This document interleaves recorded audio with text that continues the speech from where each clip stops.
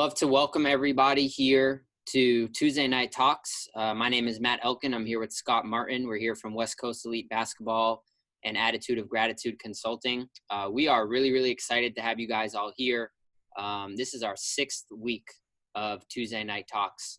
It's pretty amazing. Scotty and I came up with this idea a while ago now, and obviously a lot of us are starting to return to playing basketball, or school's out, so people have their summer plans going on, but we're going to still plan on being here as long as we can. We have a lot of great coaches and a lot of great programs that we want to get to open some dialogue with and get to expose you guys to. And the first one, our first speaker of the evening, we're really, really excited to have Coach Nichay from Franklin and Marshall here. So first of all, Coach, welcome. Appreciate you being here with us tonight. No, thanks for having me. Appreciate everybody who's tuning in tonight to listen as well. Yeah, definitely. So for everybody that's on the call tonight, we kind of have a little bit of a theme this evening, and the theme is all kind of new head coaches. And now our first speaker tonight, Nick is new officially, but was in the head coaching capacity last year as the interim head coach at Franklin and Marshall. So, but first, before we get started, Coach, tell us a little bit kind of about your background and sort of what led you up to, this past, was it last month where you were officially named head coach? Yeah, sure. So, I was not somebody who was a great player myself and loved basketball, knew I wanted to stay involved with it. And so I remember reading in and finding out about student manager opportunities. And my freshman year I spent at the University of Maryland, wrote to their staff and whatever, trying to get on. Didn't have any openings then. They told me circle back in the spring. I had prepared a resume and everything, sent that in, still nothing. And I'm from New Jersey. I'm from North Jersey. And always, I grew up a Rutgers fan. Loved being from New Jersey and had some connections, fortunately, through some friends to the coaching staff there, where I knew there'd be opportunity. And so I decided to go over to Rutgers and save my family a lot of money on in-state tuition, and also the opportunity, which pretty much changed my whole life, which gave me my foot in the door to college basketball. And as soon as I got to that, I thought originally I was going to be like a high school teacher and coach. That was my goal. And once I got around college basketball, I knew that's what I wanted to do, and I just decided to put my foot down and, go full speed ahead on whatever I could to help out. And fortunately, when I graduated, I think like a lot of guys who are student managers or anybody out there in coaching, you send out a bunch of resumes and you think you're going to have a certain path, and you hear crickets. And I did get one interview opportunity, did not get hired. But those coaches at Lemoyne, which is where I interviewed for a GA spot, recommended me to Todd McGinnis over at Hartwick. It was either late August or early September, and that's where I first got my first opportunity from him. Still someone I'm in touch with, and really a huge mentor for me in coaching. And then it spent a year at Hartwick, bounced back over at Lemoyne. That spot opened up. I spent 2 years at Lemoyne with Steve Evans there, and then the opportunity at F&M became something that was available. I interviewed for that through some connections, and the rest is kind of history. I've been there ever since for 8 years now. So that's kind of my whole path. That's amazing. No, and I actually, Scotty, let me know if I'm incorrect here, but I think Coach is one of the few coaches that we've had on this show that actually was a student manager. A lot of the coaches that we've had were former players. Is that right? I think that's correct. Yeah. Yeah. So that's pretty cool. And that's, I know I was a former student manager and stuff. So it's cool. Again, trying to show these kids that are on the call different opportunities for them to continue their career within basketball. So obviously, you found your way to F&M. You were there, been in there for an assistant coach. Last year were named interim head coach, and now this year officially named back in May the head coach for Franklin and Marshall. So tell us about the school itself. Give us a little bit of background about the school and kind of what's it done to keep you there for so long, and continue to move you up from assistant now to head coach. Yeah, it's a special place. I mean, that's why I've wanted to be there, and had an opportunity. It's been unbelievable to You look at, like for me, you look at the type of education you have as a coach, the people you get to work for. I've been fortunate to work for a lot of great coaches, as I had mentioned. And one obvious huge influence on me is I spent, 7 years working for Glenn Robinson, who's the winningest coach in Division III history, 967 career wins. So it's some big shoes to fill. I know a lot of people look at that as, they think, it's crazy to follow and act like that. But, I've been around it for 7 years. The place really feels like home for me. The thing I do when I talk to kids, recruits, and their families about, why F&M, the thing that resonates with me, and I've been fortunate because pretty much every alum at F&M played for coach, when you talk about the basketball programs that we'd be in contact with. And not just the guys I've coached over 7 years, but in seeing what these alums have done, it's a really, unique group that has gone on to do so many special things. I just have full confidence in what the experience can do for people. And it's really nice to work at a place that you have the kind of support and resources and ability to, look somebody in the eye, look a recruit or a parent in the eye and tell them, like, I can help you accomplish your goals. And here's the proof, here's the blueprint. And, it's high level academics. We're consistently a top ranked National Liberal Arts College. And historically, the basketball program is, I'm obviously biased, but what Coach has built is one of the best traditions in the country in Division III, in my opinion. And I think I got a lot of things to back that up. But it just gives you that total package of what I think the type of kids we're looking for, which are student athletes that want to be challenged, that want to be pushed in the classroom and on the court, so that, 4 years later, they're able to go to law school or med school, or for some of our best players to continue to play basketball overseas. Yeah, no, that's awesome. And I think it's pretty interesting. We have a lot of people on the call from certainly the West Coast. We have a lot of people from the East Coast, everywhere in between, even some students that are from other countries outside of the United States. So, talk a little bit about that tradition of basketball success, obviously taking over for somebody who was the winningest coach in the history of D3, but you've had an opportunity to coach 2 conference player of the years, 20 all conference selections. You guys are also a top 50 liberal arts school. So you guys have a great balance between the academics and the basketball. Talk a little bit about the basketball side of it. What's kind of led to all the success that you guys have had as a program? I think if you ask me, or you were to talk to even Coach Robinson over the years, the whole key is you have to have great players. Now we're fortunate to, like I said, have a school and facilities, and that tradition Coach has built up. When he first got there, it wasn't that way, but over the course of the past, 4 or 5 decades, you're talking about a program that's been to 25 NCAA tournaments, 5 Final Fours, has played for a national title. I think we've had 26 All-America selections. So it's got a rich tradition in results. We play in a great conference in the Centennial. It's been around for, roughly 25 years, a little more than 25 years. And, Coach just through that time, we've actually been able to secure more regular season titles than the rest of the league combined, and so it's pretty impressive when you look at it, so that, and the league is getting better and better by the minute, it feels like, with the emergence of Swarthmore. And obviously, I think you've also had, Coach Leffler from Johns Hopkins on. He's doing a great job there. And so you have 2 top 10 teams in the country there last year. I think it's a league, and the great thing that goes with this tradition, and we felt this at F&M, that if you can be successful in this conference, usually translates to not just getting in the tournament, but winning some games and making some noise in the tournament. So I think when kids see that it's a high-level league for Division III, and that, you're going to be challenged and you have a chance to be a top 25 program to compete on a national level, it can be really attractive. And we've been blessed to have some really, really great players, great students, and it's all about the total experience for us. We had a guy recently, Brandon Federici, who played for us. He was a 2-time Jostens finalist, finished the season playing overseas in Italy.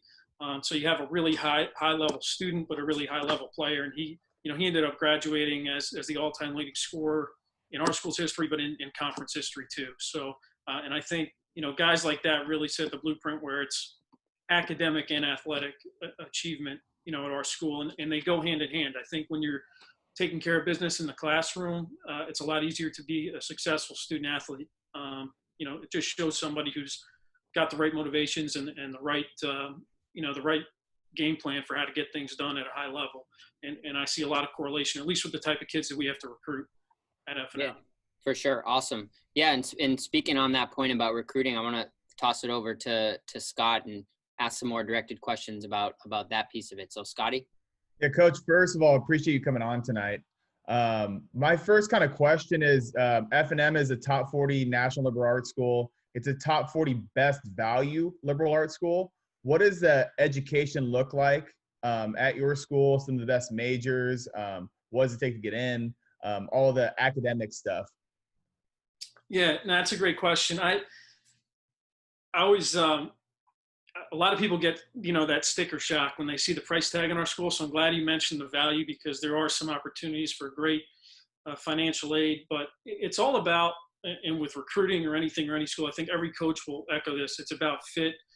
And I never, when I tell kids and I open up the conversation, I always tell them, I'm going to give it to you straight on what we've done for kids, what they do, where they've ended up, because a lot of schools sell rankings and all these great things, but their basketball players aren't doing anything. So for us, I think the proof is in, we can provide that experience for them. And I tell them the rankings, I'm not saying they're not important, but when you start looking at fit, it comes down to where some kids out there, we are the number one school for them.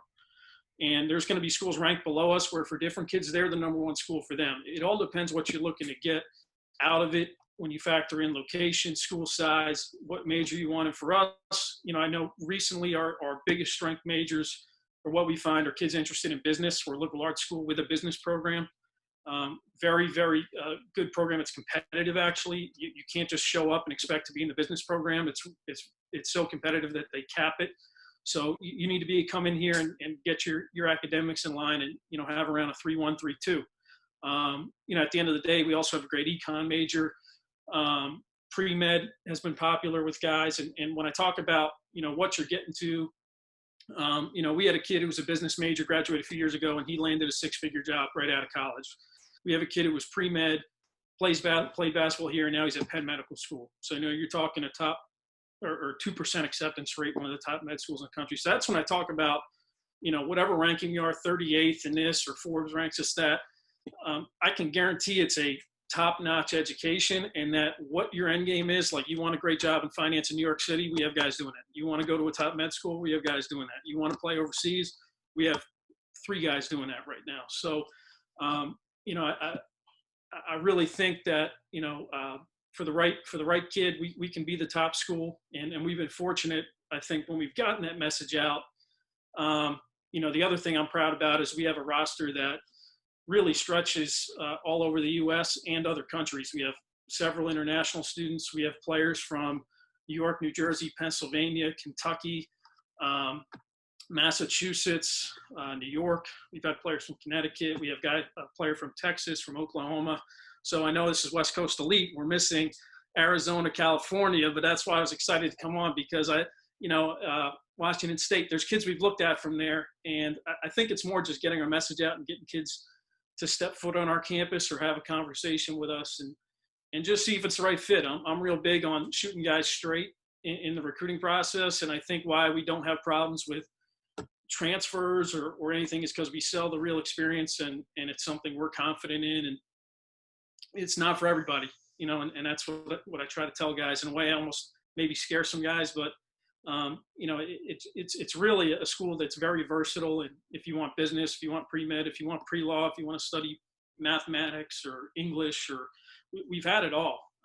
And so it's really just about how that kid's motivated, and then we throw the basketball element in it too. And whether they like our style of play, our identity, that's on them to decide. We're going to have to build a big bridge from the West Coast to F&M here shortly.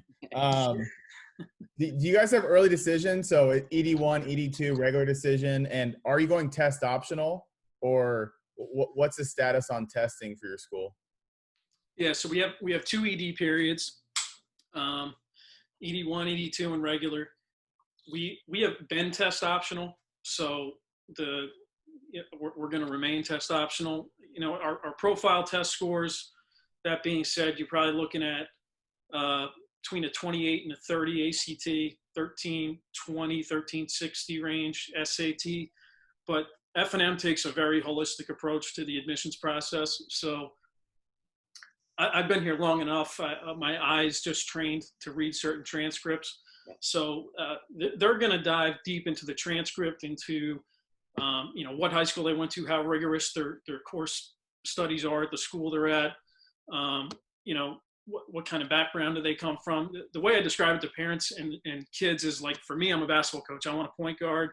I want a 5-man that can run the floor and put on someone's head. I want guys that can shoot the ball from the wings. I want guys that can defend. Admissions, they're a team too. They want guys from different parts of the country. They want great math students, great science students. So we have a great relationship with our admissions office. We have a liaison we talk to, and so we get feedback on things. And it's not like he's in, he's not in, but it does give us a reference point of how a certain transcript looks and how they're processing the transcript in a sense. And so I've also just been here long enough. I can usually take a look at a transcript and see if we're in the right ballpark based on the courses and factoring in test scores. But it's a total picture type thing. They want the best campus community, well-rounded, motivated. I'd say the consistent theme is it's kids that are challenging themselves, kids that are motivated and very high achieving. Awesome. How does your recruiting process work? What do you look for your style of play, and what is your style of play? What kind of kids are you looking for on the basketball court? Yeah, our main philosophy is, I think, and I would hope people that play against us, they would say that we're a good defensive team. We're a high pressure defensive team, and our whole philosophy is make teams react to us. And in doing so, I think it's been 6 straight years we've led our conference in forced turnovers. I think we were 12th nationally, but it's not at the expense of playing great defense. We're not like a gimmicky, not that I'm saying, there's many great ways to play, but we're man-to-man, 94 feet of pressure. And I know a couple seasons ago with some of the adjusted defensive ratings, I think we were 11th in the country. So we pride ourselves on being a great defensive team. Guys that aren't going to play defense aren't going to get on the floor.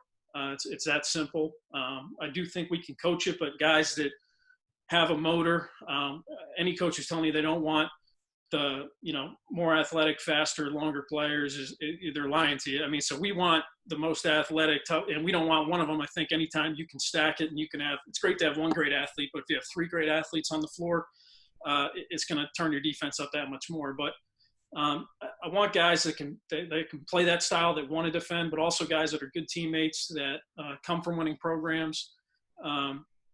We're an equal opportunity offense. It's just that some guys have more versatility to score in all these opportunities. So that's where, the kid Federici I talked about, he averaged pretty much 20 a game for 4 years.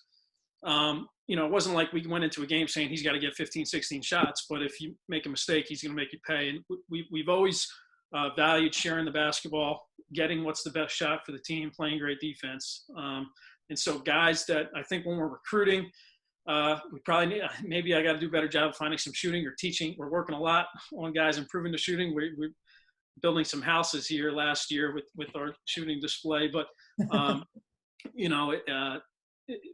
but overall, I would say guys that have recognition of what they do well and having a skill set that's going to translate to produce in one of the best leagues in the country for Division III. And that recognition, I don't know, some coaches call it IQ or feel for the game. Like I said, best way I can describe it is just my eye has kind of been trained to identify what I believe an F&M player looks like. And a lot of that's been influenced by working for Coach Robinson and guys that he's had. And he's been such a huge influence on me in terms of how I look at a basketball player and a team and what's going to win games at the end of the day. And having guys from around the country, do you value film? Do you value high school games, AAU games? How do you get this diverse set of players? Yeah, it's going to be put to the test this year. I mean, I do like seeing guys in person. Most of the guys that are from states that would be like the guy from Texas, we saw him at Penn's elite camp. The guy from Oklahoma, I coached him at Princeton's elite camp.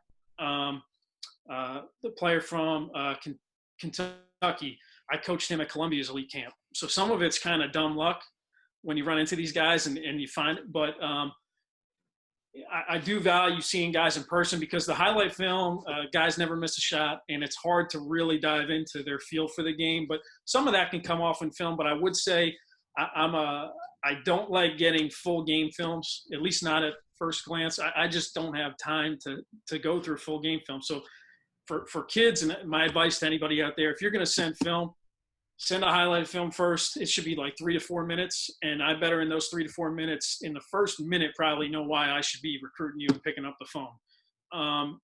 And, you know, why I like these events in person, because sometimes a kid, you'll be like, he's pretty good, and we'll make a note. And this early in the game, we're still just making our list and trying to figure out who's where. The kids that have a head start are kids that came to our elite camp last year, you know, rising juniors that stood out because I know them. I coach them.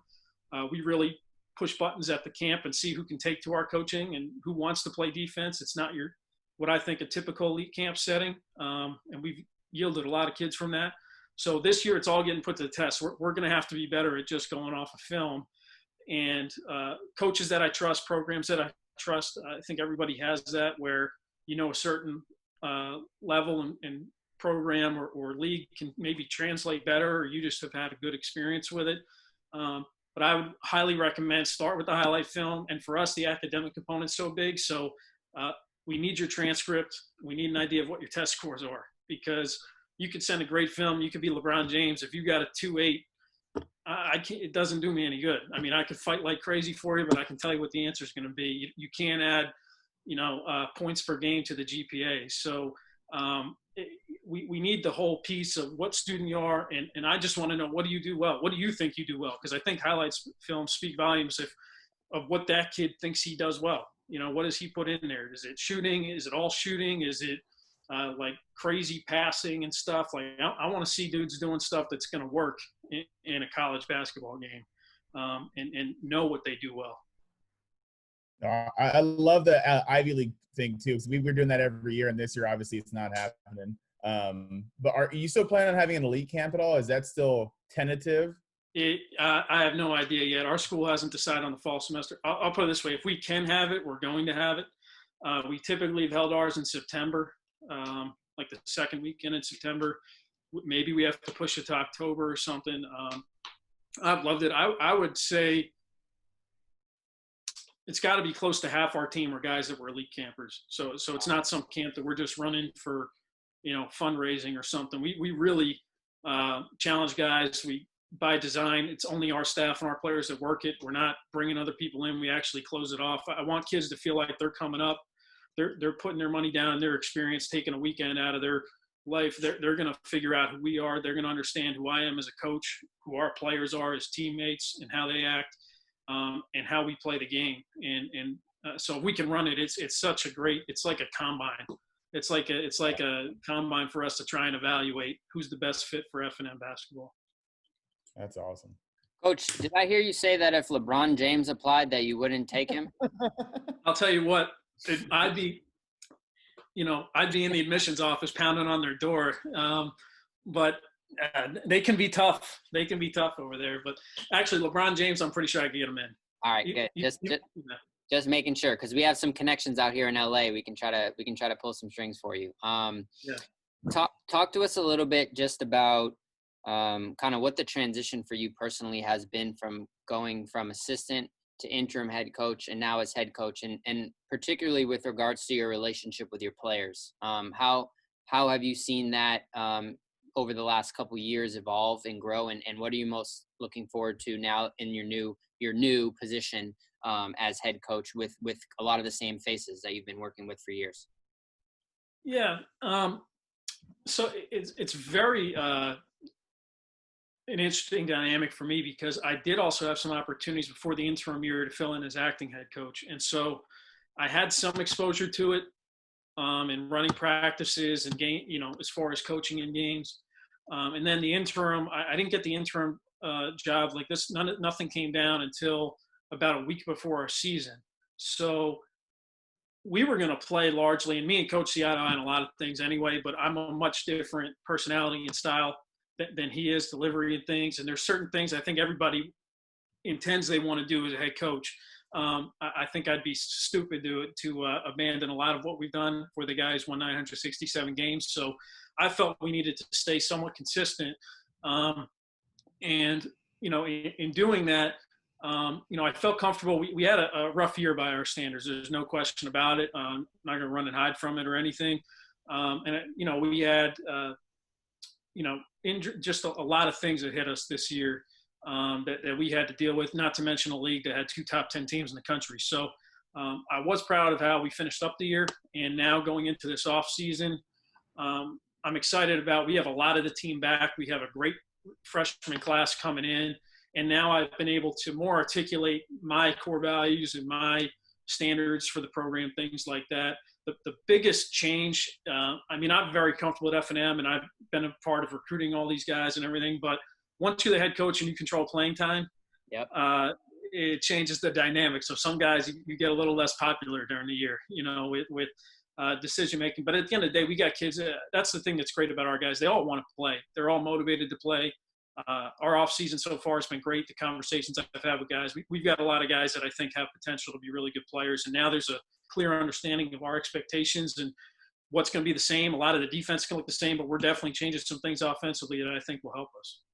Yeah, for sure. No, that's great. I think it's really cool, the fact that, like you said, you recruited most of these guys, and you go from being an assistant coach now to interim, now to head coach, but you're still the same guy. You might do things a little bit differently than your former boss, but your goal is to obviously keep that momentum going. So, with that being said, in terms of moving forward, what do you see kind of for the future under Coach Nichay for, what is Franklin and Marshall basketball? And you talked about what your style is going to be, but, when kids on this call are looking at applying to schools to be, student athletes, what do they need to do so that they can say, hey, I'm the type of guy that F&M wants to recruit?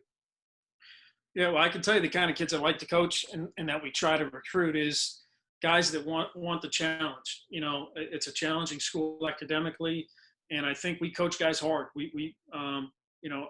It's my job to, be a mentor, and in coaching, I think what you're trying to do is help kids reach their potential. And so all of our guys and I, we talk and especially now in times where we really got a lot of guys in our team, we need to support, with everything that's going on with COVID and what's going on around the country. And I think, and at least I hope our guys know how much I care about their well-being and their all-around experience. And so for me, kids that are going to really, we talk about, it's not a buy-in because like our core values and everything, we're not trying to sell them. Like, this is what we're about. And either you're on board or you're not. And I just know how rewarding this experience can be when it's done right at our school. It's a place where if you really want a great education and you want a chance to play for a program that hopefully can cut down some nets, and this could be a great place. We've done it. We've seen it. We're really proud of the alumni we have. But it's a lot of responsibility too. So the kids that are willing to jump in and accept that challenge and want that type of experience and want to be coached hard and want to be a part of a team that, is competing for something bigger than themselves. That's the kind of kid I want to coach. Guys that don't ask me, am I going to be able to play as a freshman? Like any good player I've ever talked to, it's hard for freshmen to come in and play. Historically, our program, this is a League D3. You want to get old and stay old in it. But, the best freshmen or younger players I've been around, they never asked if they're going to play as freshmen. They just said, freshmen have an opportunity to earn minutes, or something like that, or instead of where do you see me? So certain things you can tell when you talk to a kid, how they're wired, there's a difference between, I think, confidence and cockiness. And I want confident, motivated, tough, team first kind of guys. No, that's awesome. That's great, Coach. Just a quick reminder, everybody, if anybody has any more questions for Coach here, take a look in the chat box. We threw his email address in there, and I definitely would encourage people to reach back out if you do have any more specific questions about F&M. But with the last minute here, Coach, before we sign off, is there anything else you wanted to touch on or anything else we didn't get a chance to discuss that you wanted to just bring up before we sign off here? I just overall, I really appreciate this opportunity to talk about our program. I think I was excited to come on. I watched last week, and I just thought this was a real well done, professional, first class type experience here that we can promote our programs. And for anybody that is interested, one thing I did want to just mention and kind of plug a little bit here, kind of times, well, this Thursday it's at 7 o'clock. I'm going to be doing a webinar on our program that will be more in depth, and I can kind of go into detail on some of these things I touched on. So for anybody interested in our program, email me and I can get you the link to our webinar, and that'll be on Thursday at 7 o'clock Eastern time.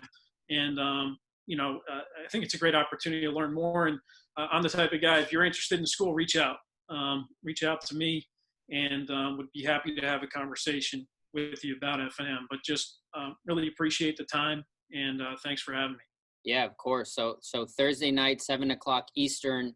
If you guys are interested, please feel free to reach out to Coach, send him an email.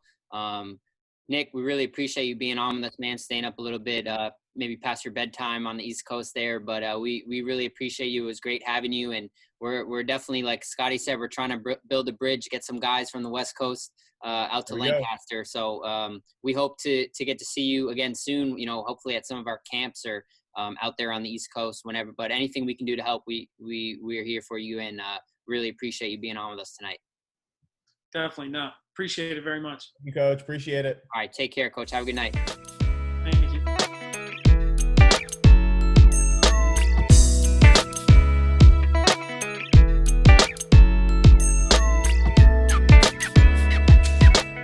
I'm not in Colorado yet, so I got to at least dream about Colorado, right? I love it. Yeah, we are very excited to announce or introduce, I should say, our second speaker of the evening. Brand new head coach at Colorado College, formerly at Cal State Bakersfield.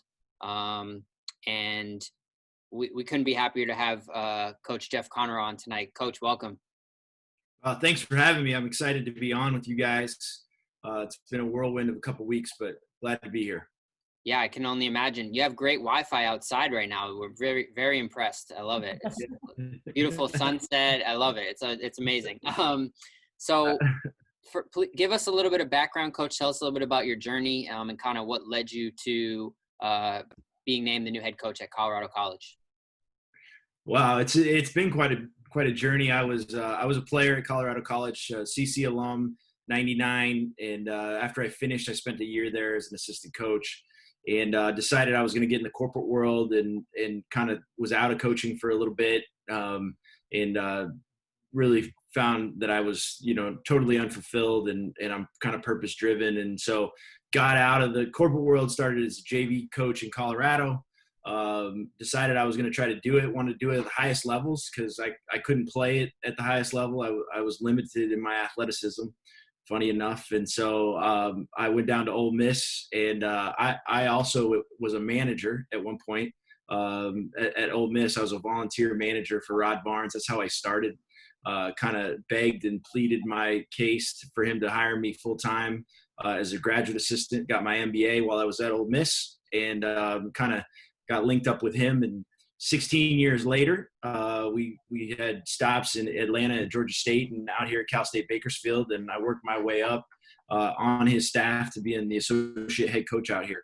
And fortunate to have quite a bit of success over the last couple of years, and always had looked at Colorado College as a dream job for me, but never thought it might become a reality, because the more success we had out here, other things started to become intriguing. But when it opened up this spring, I had a couple conversations with Leslie and realized what a top-notch leader she was as athletic director, and the president at Colorado College, Jill Tiefenthaler.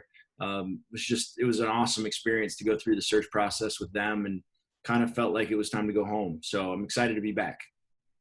Oh, that's awesome and really cool. Like we mentioned, our previous coach that we had on was a former student manager. You were obviously a former student athlete. So tell us a little bit about just kind of what it means to you to kind of be back at your alma mater.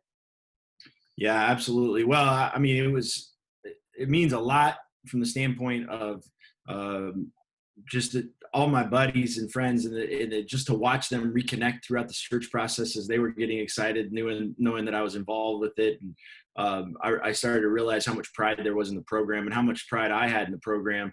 And my way better half, my wife, is an alum as well. She played soccer there and lacrosse. And so for us to go home as a family, it's a pretty good experience, but more so, it's a job that we feel like you can do a lot of great things there. And for the next step in my career, I wanted to make sure, leaving Cal State Bakersfield, kind of in the heyday, so to speak, of the Division I era here at CSUB, I wanted to make the right move for me and my family, and try to get into a situation where we could be successful.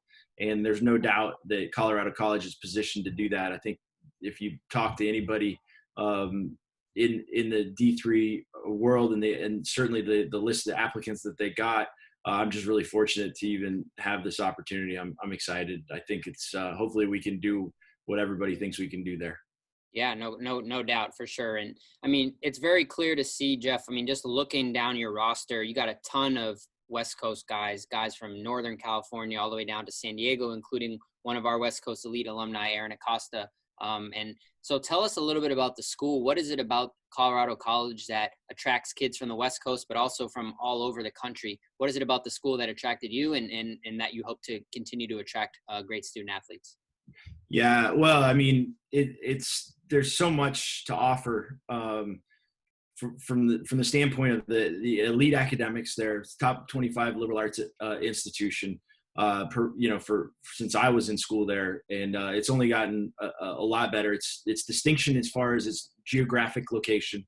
It's the only Division III high academic school anywhere in the Rocky Mountain region. So, from Washoe all the way across to Pomona, basically, we're the only one, and set it right on the Rocky Mountains. That's why I wanted to show off my fancy background tonight.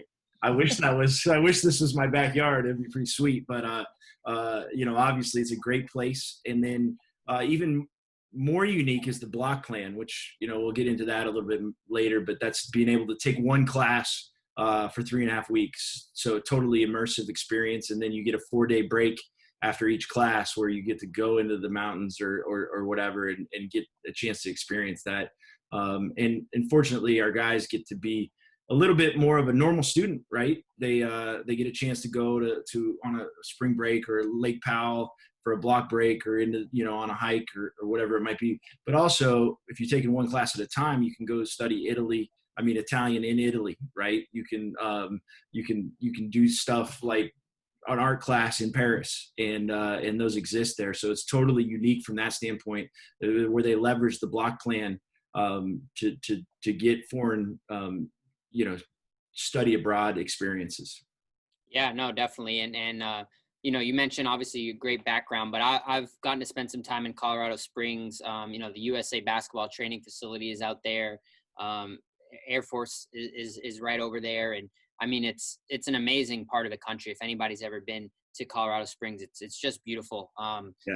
So it speaks for itself just when you show up there and see the mountains. And I think it's something that a lot of people from different parts of the country have never really experienced before. So, but the block scheduling, all that stuff, I would love to definitely get into that a little bit more as we go on this evening. But so absolutely, and you brought up a key point, something that I totally forgot. I'm new on the job. I'm dropping the ball here, so golly.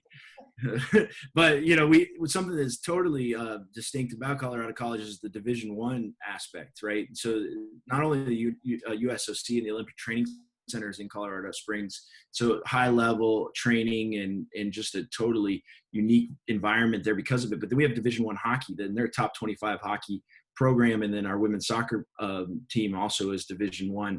So the facilities, which you'll get to see that in a minute here, but then just the resources associated with Division I sports. I mean, shoot, the facilities there, to be totally honest, and I think I can say this, are almost better than anybody in the WAC in a lot of places. And so to be at this level compared to that, it's amazing, and hopefully we'll get to show it off there a little bit. Yeah, definitely. Yeah. So if you got some slides or video or something you want to show us, let's cue that up. Okay, here we go. Hold on just a second.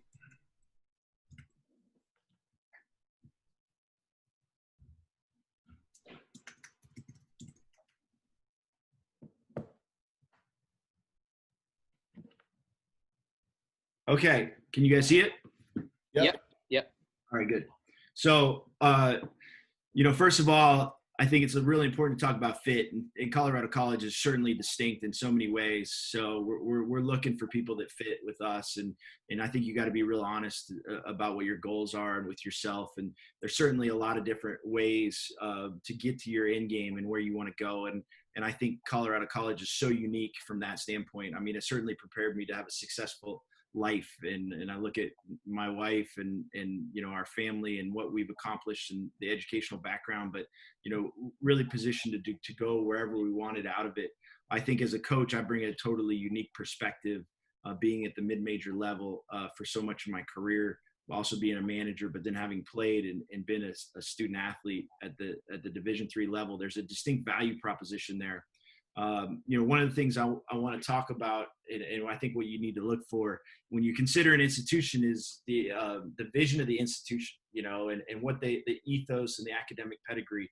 I'm so excited right now at Colorado College because, it's the importance of the social injustice, what's going on, and the conversations going on campus.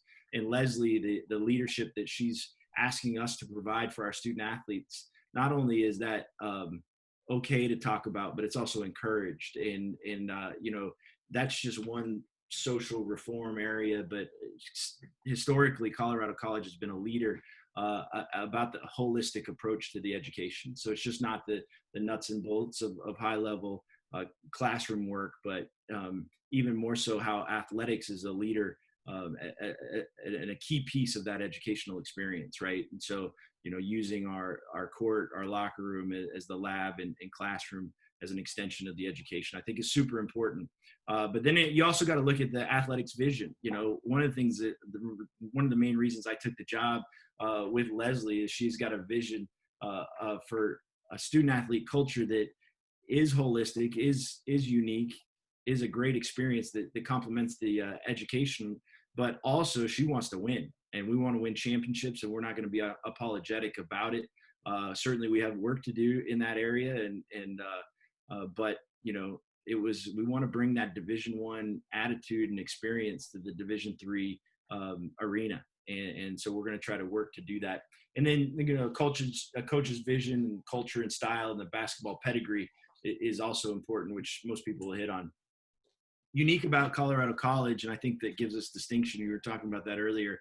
Certainly our rankings but we're super innovative, leader, in carbon neutrality, also in diversity that we're talking a lot about right now.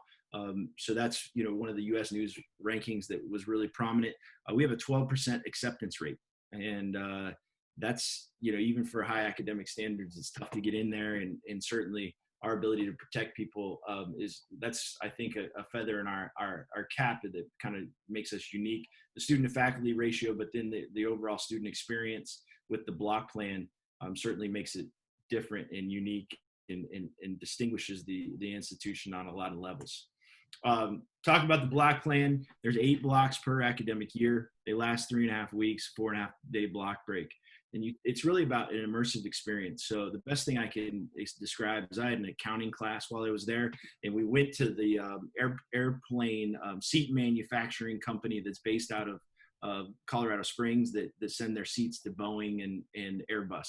And we traced the accounting cycle all the way from raw materials through to finished goods. And talk about making accounting interesting and being able to take a field trip, basically a week-long field trip, to understand the accounting process. That's something that's still stuck with me, 20 years later. And that subject matter, I don't think sticks with a ton of people. So just to give you an idea how cool the immersive experience is of the block plan. Obviously the location, we talked about that, but what I really wanted to do tonight is look at this facilities video that we have.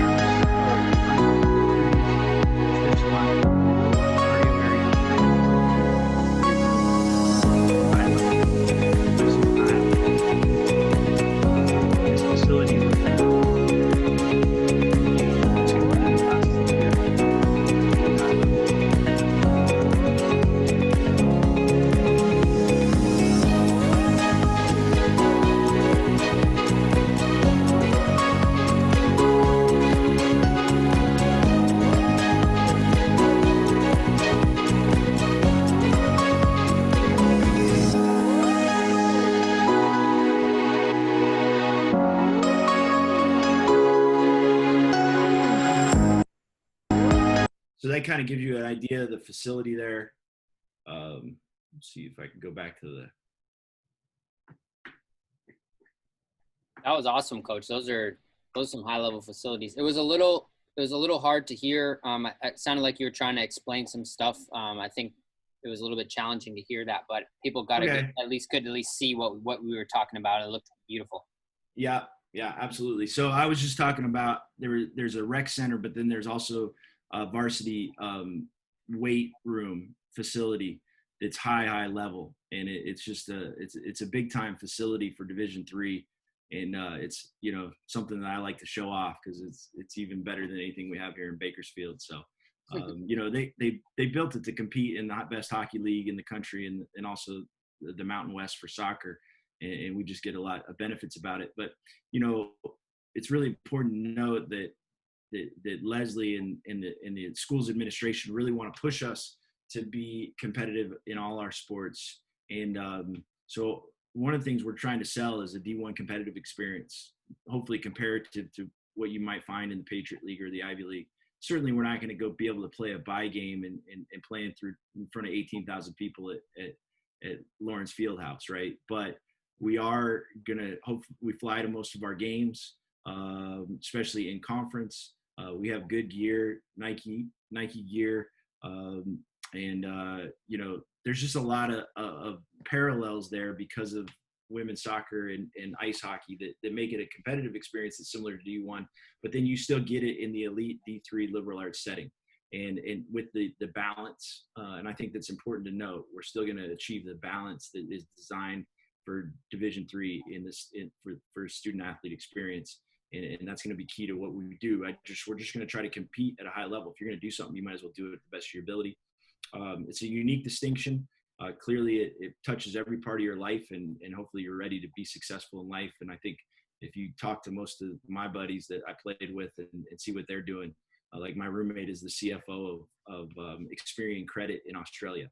And, the opportunities abound once you graduate to do whatever you want, and a strong network of alums to rely on to get a job or an opportunity. And then, like I said before, a campus that values what athletics brings is part of the educational mission. And there's never a time that's more paramount for that than right now. So I'll stop sharing my screen and we can continue on.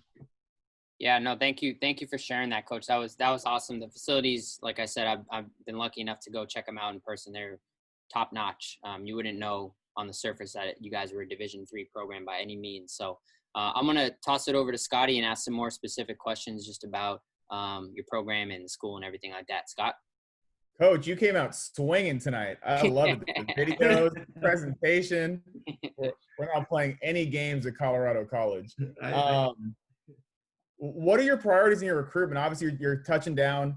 What are you looking for in the next couple classes in needs for your program?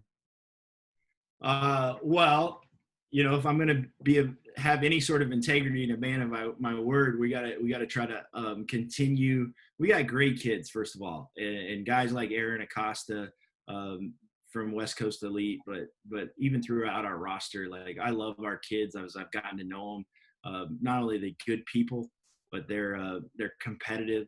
They're leaders, and they're just itching to get better, and they really want to grow. And that's something that we're looking for. Like we're looking for guys who want to be the best basketball players, the best students that they can be. And if we can get guys that want to grow and get after it, that's important. We're going to work our tails off, Scott, to try to put ourselves in a position to hopefully compete for championships. And that's what we want to do. So, we're going to get out and get after it. We got to get a little bit bigger. We got to get better on the front line. Hopefully, I'm sure every Division III coach aspires to get longer and more athletic. Shoot, every coach at every level is trying to do that. And so we're going to recruit with that mindset.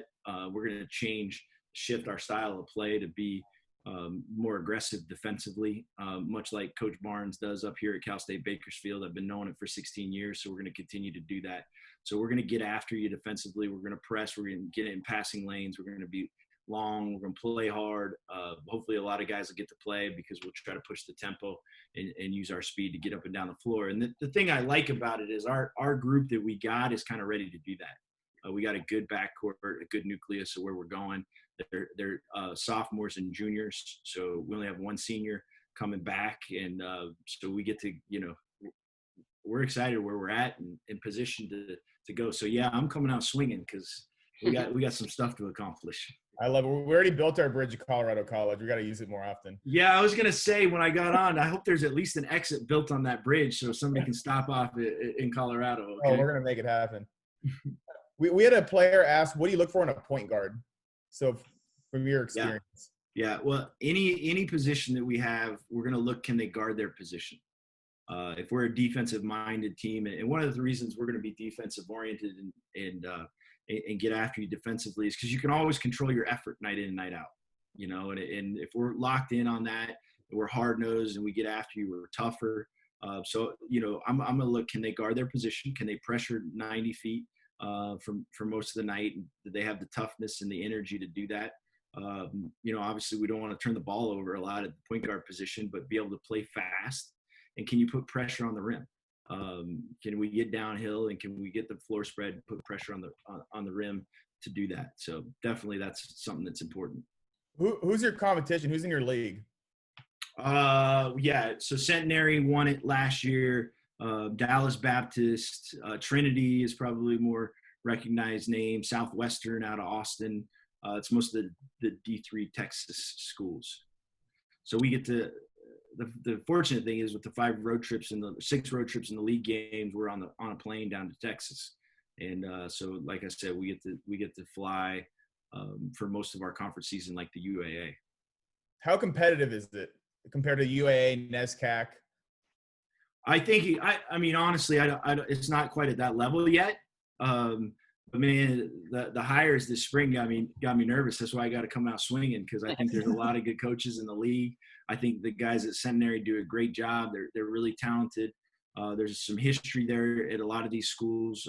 Southwestern has a good team. The coach they hired at Trinity, shoot, if I can have a resume like his, at someday I'll feel good. I can rest a little bit, but until then, we can't rest. So we got our work cut out.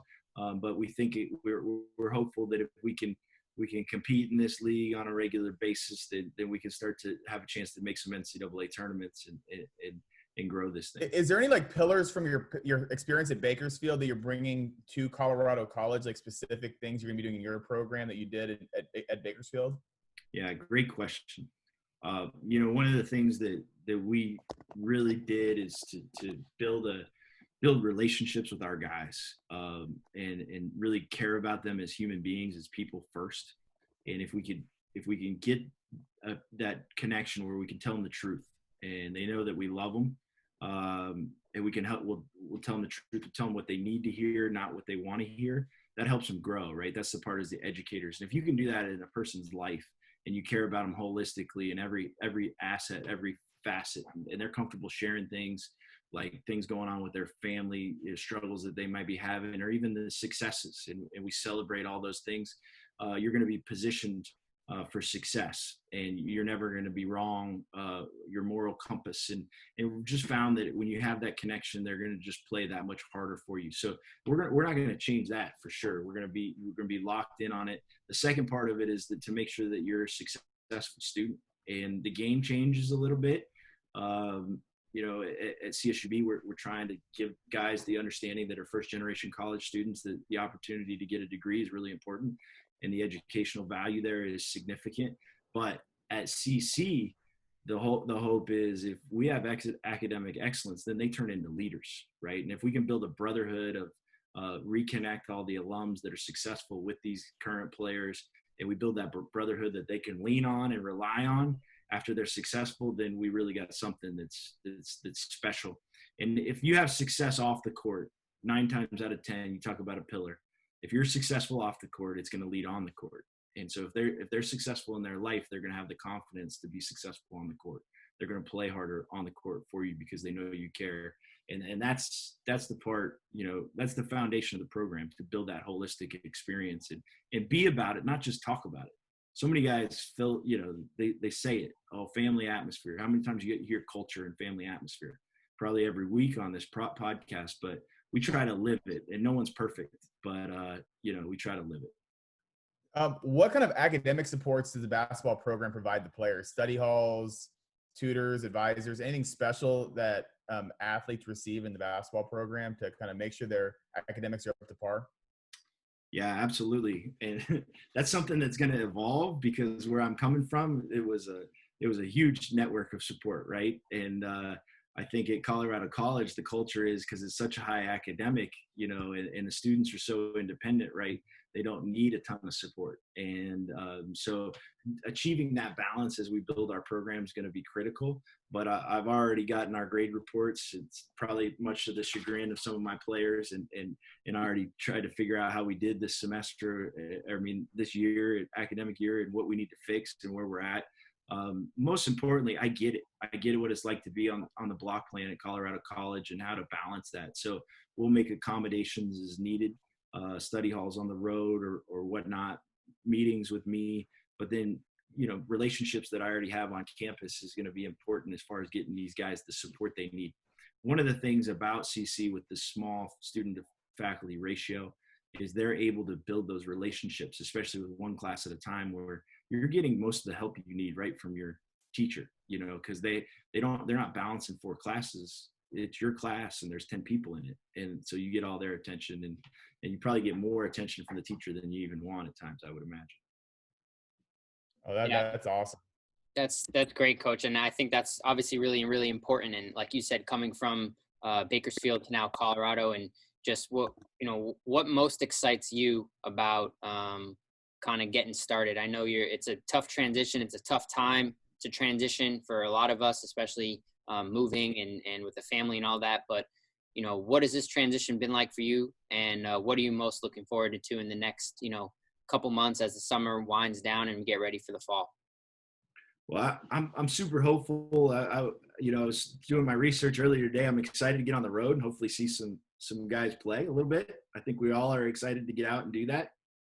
The transition has been unique, but I feel really excited about it because I was telling Leslie this the other day. There's no doubt that my relationship with her is stronger because of going through this search process this way, and the phone conversations, the extended search, and building this opportunity. I feel like we've already hit the ground running. It's been a little bit of a challenge with the team because you can't feel the energy in the room when you meet and get to know them. But then that's making us talk a little bit more and using things like Slack, the Slack app to try to get creative and give different resources. And so it's one of the things, if the school's innovated, I want the program to be innovative. And so we're going to try to introduce different technologies and stuff to the relationships to try to do that and make it better. But, where there's challenges, there's opportunities. And I think that that's the approach of the school right now with the pandemic, but also, our anti-racist platform at CC, and the social injustices that are going on, and just the holistic experience in every part of your life is always been important. It's part of the core values of the institution. And so I'm so excited to be back part of that, man. I just think it's, we hopefully we can grow some leaders that can really make a difference in our country, and I'm pumped up about it. Yeah, and we're really excited for you, Coach, to be able to hopefully get on the road and come to some of our camps and stuff, and just to see you around more often. We're really excited and we're really happy for you. And we're running low on time here, but is there anything last that we didn't get a chance to touch on that you wanted to talk about real quick before we head off here? Well, I'm so thankful to you guys for giving me this opportunity on short notice. I had to study up on some of the stuff. I got to be honest, in the high academic world, because I got to shift gears to go back. So it made me a better coach. You challenged me, and that's part of our ethos. But from Ryan to you guys and building the relationship, just thankful for the opportunity, the outpouring of support from everybody on the West Coast. That are my friends and even people that I didn't even realize were my friends, has been awesome. What a time to go through a hiring and get your first job, and the support that I've received is amazing. And then, I'm just really thankful to 2 people in particular. Coach Barnes, Rod Barnes at CSUB is a really high level coach and an amazing mentor, and one of the most loyal people you'll ever meet, and really is just a great person.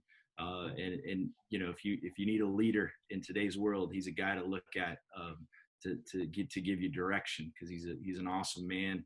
And I credit a lot of my preparedness for this opportunity to him. And then Leslie for this opportunity. I think that she's an amazing leader and a high level AD. It wouldn't surprise me at all if she's the next AD at Stanford. She's big time, and I'm really excited to go work for her. Awesome. Well, we're, like I said, Coach, we appreciate you coming on with short notice. I know you got a lot on your plate. I don't think anybody on this call realizes how difficult this transition must be. And so we really appreciate you taking some time with us this evening. We're definitely excited. I would have been crazy to pass this opportunity up. You can't say that. Come on now. But we realize that this is a great opportunity for you, and we're hopeful that there's a lot of people on this call that are really excited about that. So for everybody that's here, Coach's emails in the chat, reach out to him. He's around here on the West Coast. He's seen a lot of you guys before, and he wants to see more of you. So please reach out. Jeff, congratulations and good luck. We're looking forward to seeing a lot more of you, and really appreciate you being on with us tonight. Thanks so much, guys. I really appreciate the time. Yes, got it. Talk soon. Take care, Coach. You got it.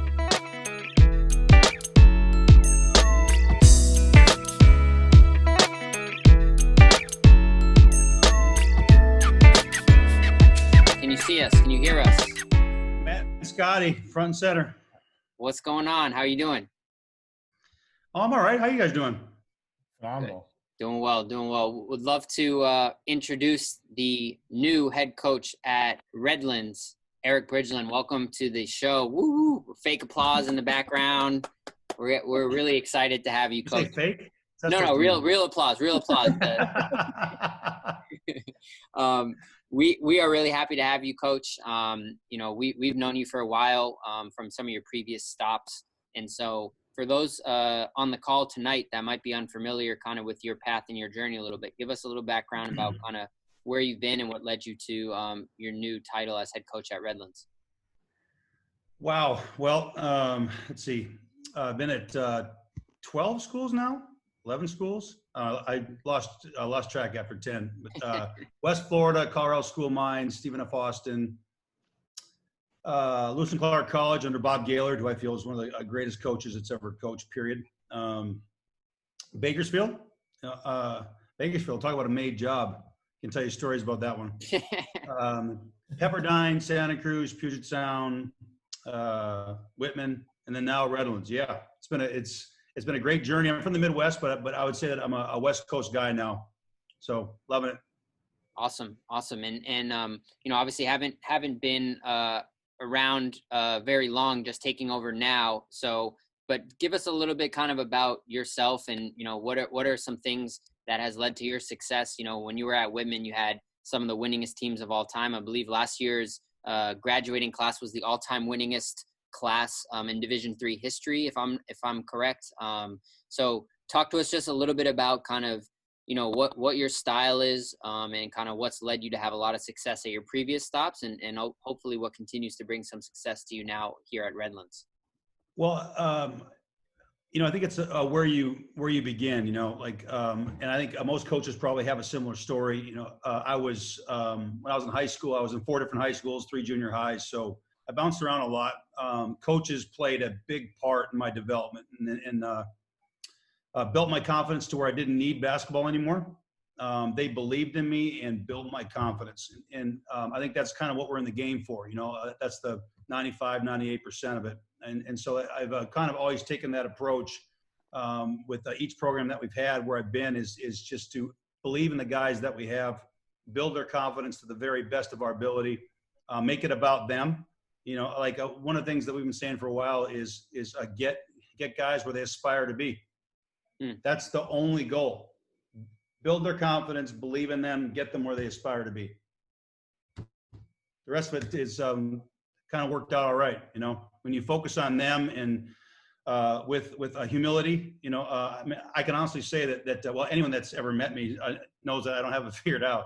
But we don't have necessarily, or I don't have the right answers, so you go in, you do your best. It's my job, like I said, to build their confidence, believe in them, and then get them where they aspire to be, whether it's a pro basketball player, beyond pro, what are their aspirations, and focus completely on that. And all the while having as much fun as you could possibly have. I mean, we have jokes of the day, the music's pumping.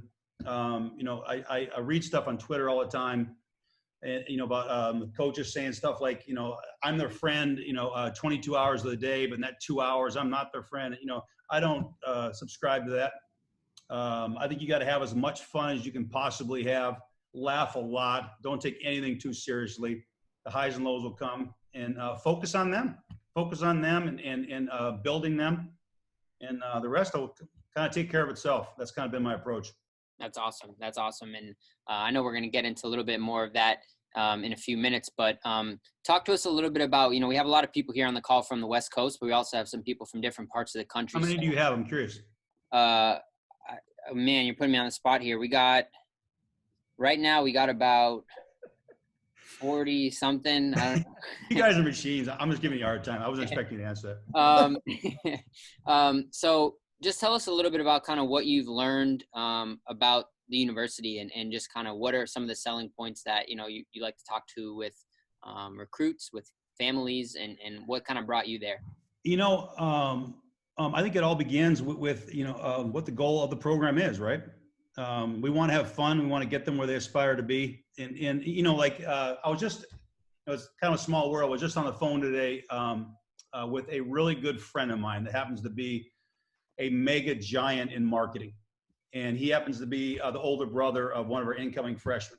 And we're still recruiting, right? You never stop recruiting. But so one of the kids that we're entertaining wants marketing, right? And so it's like, well, how do I figure that out? And all of a sudden you start going through the relationships that you have, right? And all of a sudden he's on the phone with the recruit talking about marketing and about, it doesn't matter what the major is. It doesn't matter, it's who you know and the relationships that you foster, and you get your guys connected in, right? Internships, a lot of conversations about their aspirations, right? And the rest of it seems to work itself out. It's all about relationships and all about communication, right? Those two things play in every single aspiration. So the focus is that, if you want to know about majors, Redlands is a phenomenal business school. It's got a computer science, Bachelor of Science in both, which is just strictly computer science and business courses, or Bachelor of Arts. We can mix stuff. They've got an amazing Bulldog program, master's program, where if you graduate in any major at Redlands in 4 years, that you get your MBA in 1 year for a flat rate of $25,000. Like, they got programs left and right, but I think it's the relationships that you foster from wherever you've been. For instance, at Whitman, where I was, I had 3 or 4 of my best friends were lawyers, and John Stanton, who runs the Mariners, and all those guys are on speed dial, right? So, I mean, like you never ask them for things other than to help your guys, right? So I could call any one of them up right now and go, can we get an internship in LA, Bay Area, Seattle, or I need broadcasting, I need this, because they know that we're about the guys. Nothing more, nothing less about developing the guys and getting them where they aspire to be. So I think that's the biggest thing is surrounding yourself with people that have your best interests and proven to have their players' best interests at heart. Yeah, definitely. No, and I really like what you said about getting players to aspire to where they want to be. I think one interesting fact that I saw when I was kind of reading up on you and learning is that you've coached one of only 5 Division III players that's been invited to attend the NBA Draft Combine. So, I mean, that's a perfect example of getting guys. If guys want to put in the work and they want to go to that level, I mean, that you're putting them in a position to do that. Well, it's not just development, right? It takes a lot of luck too, but like the work behind the scenes to make that happen was silly. I have a relationship with Jim Paxton of the Bulls, right? General manager there. Yep. One of my closest friends is the leading furniture salesman in the state of Oregon, and happened to be was the best man with the former Trailblazer GM in his wedding, right? And so we got a hold of those guys, and then we called Marty Blake, and then we sent emails, and we called, and finally there was an alternate deal, right? And he got in, and so again, right? It's getting your guys where where they aspire to be. David Michael was special, and just a special story. It'll get me emotional if I talk about it, but it's about working to get things done, right? I mean, like, you can say you want to be a pro, you can say you want to be a better player, right? Are you actually getting out the time management, big old calendar of, okay, I'm going to sleep 8 hours. These are my class blocks. This is when I'm eating. This is what, so you have a half an hour in between psychology and global business, right? What are you doing with that half an hour? Are you on the shoot away? How far are you away from the gym? What kind of shots are you getting up with what we talked about will play at the next level with your game? And are you repping that? Are you writing it down? As you're writing it down, you're twice as likely to get there as someone that's just casting up shots, right? So how methodical are you about planning your goals and then chasing after those goals with your daily habits, right? And that's something that I think has separated our program, I think, because the guys truly know that we're about them. We don't care about winning or losing. We never talk about it. And so if they know that to the bone, and the proof is in the pudding, right? We got a 100% job placement rate after 4 years in areas that they're excited about, right? Where they aspire to be. And so they know that, and then they see the ones before them, right? Do the same thing. So, that really helps in terms of us getting buy-in, and then putting together a plan for, who we're going to face in that next game. They usually buy it because we're giving them all we got, and it's about them. Yeah, no question. I love that. I love that, Coach. And you're getting a chance to take over at a school in a basketball program that's had a lot of success, especially last year. And hopefully you're going to get a chance to continue that. So I want to toss it over to Scott to ask a couple more questions just about, how will you continue that success at Redlands? Scotty? Yeah, Loving my Scotty. Congrats again. What's the team looking like this year? I know you already had some commitments. What is the program looking like in your inaugural season? Well, no one really knows, I think, what their season is going to look like, COVID. But let's just say that it takes off, right? And we're going to have guys there. Redlands is a unique situation from my perspective, because I've been at schools that don't have traditional degrees or employable degrees right out of college. It's tough. You just got to go and get a master's or do something like that. Redlands has the very best of liberal arts teaching and also employable degrees. That to me is a weapon in recruiting. And like the Bulldog Masters program that I talked about earlier, right? You can get your expedited masters in your 5th year for a flat. So it's been like, recruiting's been like shooting fish in a barrel at Redlands. Nothing like I've ever seen. So it's Southern Cal. It's the most beautiful campus you've ever been on. It's an hour away from LA, but it's not on top of you. I mean, it's got football. There's 2,500 kids. It's gorgeous. And they have a commitment to winning, right? The administration committed to everything. And at the D3 level, that's rare. Like you go, okay, like Wash U was like that, right?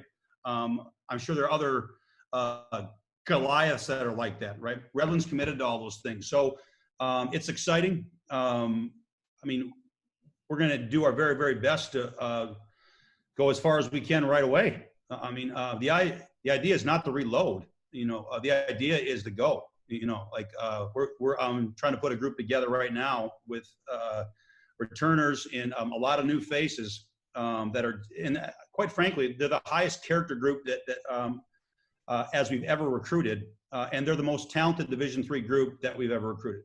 And we're not done yet. So, we'll see how they come along, right? You talk about growing together and a growth mindset. But yeah, we're not in it for 2 or 3 years down the line in terms of you want to try to be good at what you're doing, and so we're going to try to do that around their goals, and their confidence and their esteem. It's such a great school and environment. I've been to Redlands 3 or 4 times over the past couple of years. I mean, lush, green, great facilities, nice. Not everything is just gorgeous out there. Too. Like you're on vacation 24/7. It's crazy. Only a couple hours out of LA too. It's not even that bad with traffic. 1 hour, yeah. And then, so since I've been doing this, you've been known as a high-level recruiter. What do you look for in players? I mean, you're at every gym that I think I've been in. You're always on the hunt for guys. So what does your eye take you to when you're watching these games? We run a style that, like over the past, 6-7 years, we've been averaging 96, 97 points a game. A lot of people talk about running and scoring points. I mean, I think that's kind of the proof right there, right? Like we average 96, 97 points a game. The game's going up and down. And so scorers do really well in our system. Guys that play hard, scores. Guys that can do something with the ball in space. The offense that we have besides running is the ultimate in spacing. Guys just get on the baseline of the sideline and then we drive it. So guys that can really score, guys that can really create and make plays, those guys do well. And guys that play really, really hard. Yeah. In this environment, since we're obviously we're not playing right now, how do players get on your radar? Is it sending you films, sending you emails? We just talked about this the other day. Like the very best thing to do, in my opinion, for what it's worth, is like if you're a player, like you want to catch the eye of a coach, right? No coach is going to read, and this is kind of probably for everybody. No one wants a long email that's a page long. No one's going to read that, right? They're going to hit delete. Like you got to keep it short. It's got to be as detailed and personalized as you can make it. Like quite frankly, if there's an email that comes through that says coach, and it gets into the thing, I just hit delete. I don't even look at it. Like if it's Coach Bridgeland and they say something about the program, oh, okay, they actually did their homework and it's not a form letter, right? We've never had a form letter recruit ever with one of our programs, right? So like keep it short, keep it very detailed, keep it personalized, maybe a short little highlight clip. No one's watching 5 minutes of highlights, right? So maybe minute and a half, minute and 45, just enough to catch the coach's eye. And then maybe if we have a full game link at the bottom, hey coach, thanks for your time, and then once the coach doesn't respond, another 10 days, 2 weeks, you send another quick little email. Hey coach, I know you're busy. I super appreciate it. Here's another link. Thanks. And just be patient. If we're talking to recruits now, be patient with coaches because they get 15, 20 of those a day, right? So it's just keeping it short and sweet and detailed with a quick little link. I would say that's the best way to do it. Do you go to high school games too? What do you prefer high school over AAU? Is there any more value to either one? Both are useful. Both are really, really useful. There might be sometimes I think AAU coaches, not sometimes, majority of the time I think get a short straw. There's a lot of good coaches that teach in AAU that really, really teach offense and defense, right? Look at JJ Prince, is there a better coach in the West than him at any level? So they had Sterling Jones, there's another one, right? They got guys that really know what they're doing. So I think there's pluses and minuses, you might get an old school high school coach that's really, really regimented. And so you see one of the prospects play in structure, right? And then you might see an AU team that's pressing and going to get people. So you see them maybe in a full court type of a structure, right? So I think both are equally important and valuable, right? Like the way that we operate is we locate early, a year, 18 months in advance, hopefully, the kids that we like fit the profile.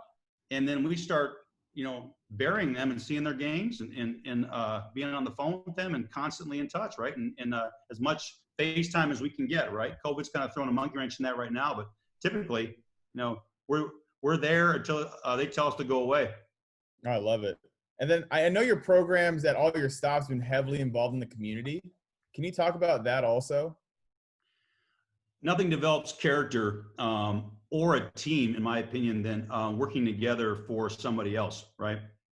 And so whether or not if you and I are teammates, for instance, right?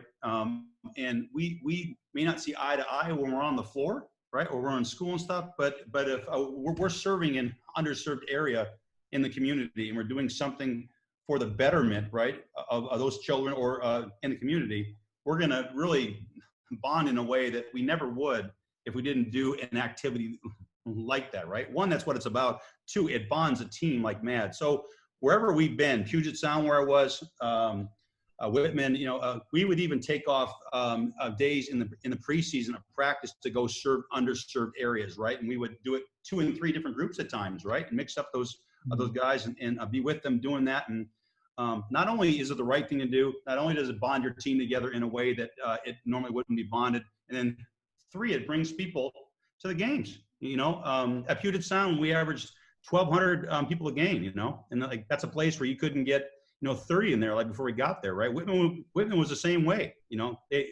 it would almost be like playing during COVID, right? You know, there's like no one in the gym. But when we were out in the community, so all of a sudden we're averaging 1,300 people a game because those kids are bringing their parents and family to the games, right? So there's so many positives besides the baseline of doing what's right, you know, and what needs to be done. So that's always been a focal point of the programs that I've been a part of. Can you talk to us about playing in the SCIAC conference and moving from where you were before? What's the difference? How is the competition level in the conference? Let's see.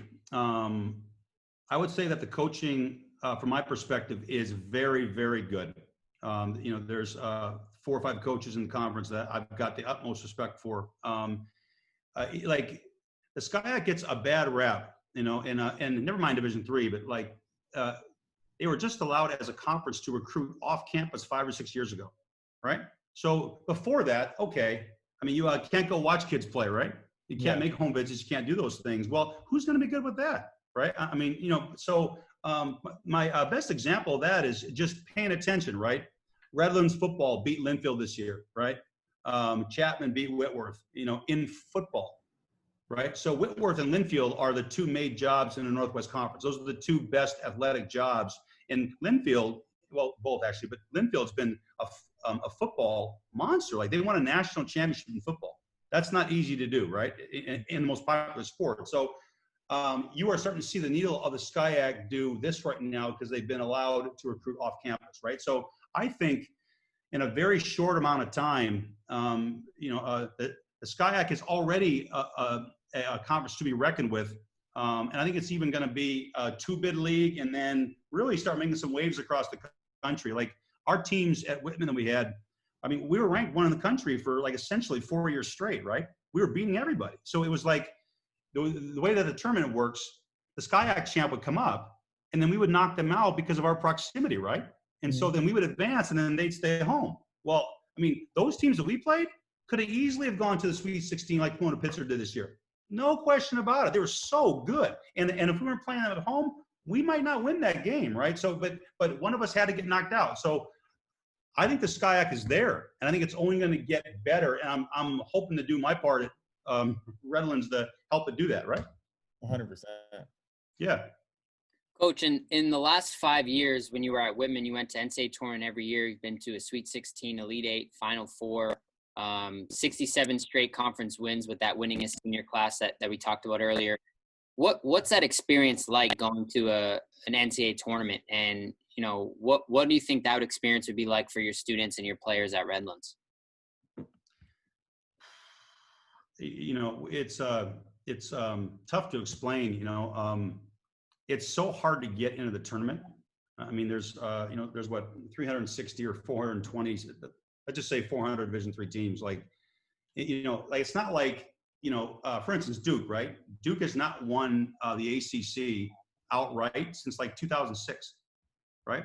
So most of the time, and at times they've been finishing 3rd, 4th, and 5th in the ACC, and then they make a run in the tournament, right? Yep. They would never make the tournament, you know, like half of those years if they were in Division III, because you got to get the AQ, right? Maybe, and then you finish in 2nd place, or you're not going. So just to make it, it's super tough. Like, you know, it's funny that you bring that up. Can I share the screen real quick? Yeah.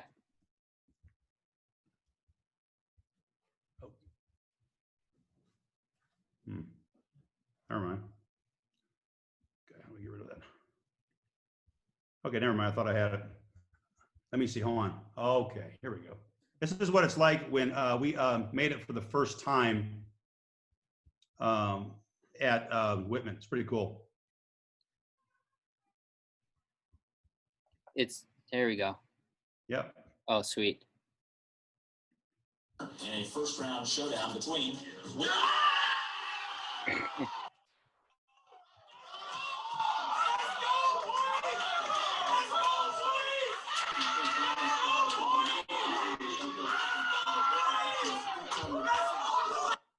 Yeah. So. Fired up. I saw you back there fired up. You know, I broke the chair. I actually had to pay for that out of the budget. You know, but it's an exciting thing. There is nothing like going to the tournament, and it's so, like I said, it's so difficult to get there, right? So it's an amazing experience, and you feel so guilty as a coach if you're not able to get your team there. I remember in our early years, we had 3 straight season-ending injuries that were just crazy in our first 5 years, like to like either leading scorer or like a really critical starter, and it was like, and then we finished a game short, and you would be like, you just feel so guilty for not giving them a chance to have a taste of that experience. It's amazing, and then when you get a win in there, hold on, I got something else for you. Look at this.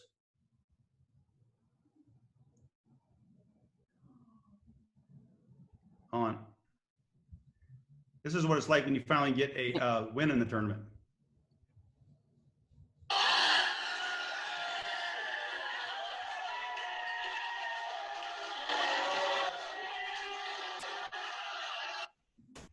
You guys see that all? It got a little messed up. We saw the very beginning of it. Looked like somebody was about to get doused with some Gatorade. Yeah, well, it's fun. It's a great thing, and you wish that they could almost double it to make it 128, or whatever the number they want to have it, because it's just special and something you remember for the rest of your life. I remember when we were in, we were in the Sweet 16 in Marietta, Ohio, and like we had to go back to Marietta, even though we were undefeated and #1 in the country, and had a win over Marietta on a neutral floor. Right, but that's the West Coast, right? They just punished the West Coast, and they put you out there. It's like, and they got upset in the Sweet 16, and so we play Rochester. Like in the Elite Eight, we never would have beaten Marietta there. That's why no West Coast team had made it to the Final Four since 1982 before us, right? And then we made it, and it was like, it was so surreal. Like, wow, we're going to the Final Four. Yep. For like Division III, it's almost unheard of from the West, right? I mean, it's even close. Like at the Puget Sound, we were tied with 3 minutes to go in the Elite Eight, and we just didn't have enough against Illinois Wesleyan that year. But like, it's just not easy, and it's a very special feeling and experience. Well, and I don't know if the people on the call realize, in the Division III in the NCAA tournament, you actually have to go play in like a pod, and that school hosts the game. So it's not like the NCAA Division I tournament where you're at a neutral site. It's like you're going into the opponent's backyard, and you're going to have to beat that team in order to advance in a lot of cases. So all the more rewarding, I can only imagine. Well, we have another minute or two left here, Coach. And, again, for everybody that's on here, Coach's email is in the chat box. If you guys have more questions, I'm sure he would love to hear from you guys, and we really appreciate him being on. But before we sign off here for the evening, Coach, is there anything else that you wanted to touch on or discuss briefly before we sign off? No, have fun. Don't take yourselves too seriously. There's going to be goods and bad. Like if there's recruits listening, have fun, soak it up. It'll work itself out. Coaches will find you, do what you can to help promote yourself and attach yourself with a high school and AU coach especially if you can. That'll help promote you. But just don't take yourself too seriously and have fun. That's where it's at. Thanks for having me, guys. Yeah, of course. We really appreciate you being on here, Coach. I know you had some surgery recently, so I hope you're feeling a lot better. And we're really, really excited. Oh yeah, look at those guns, Coach. Keep. No, come on, don't make fun of me. But we're really excited for you coming closer to us here in Los Angeles. We're looking forward to seeing a lot more of you. And if there's anything we can do, obviously, please let us know. But for everybody on the call, on behalf of myself and Scott Martin, West Coast Elite Basketball, Attitude of Gratitude, we really appreciate you being on with us tonight, and we're looking forward to seeing a lot more of you in the coming weeks and months. So thank you, Coach. Have a good evening. Yeah, you guys are beasts. Thank you so much. Appreciate it. Talk to you soon, Coach.